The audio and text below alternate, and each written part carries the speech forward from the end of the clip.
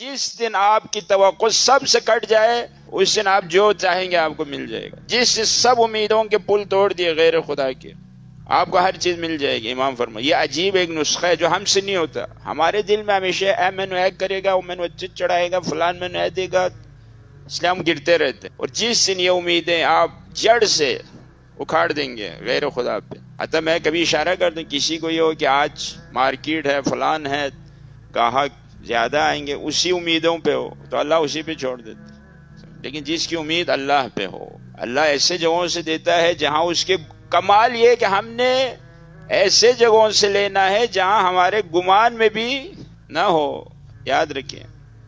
اس لیے کبھی صبح سے شام تک میں کیا کر رہا ہوں سوچیں ذرا اس پہ.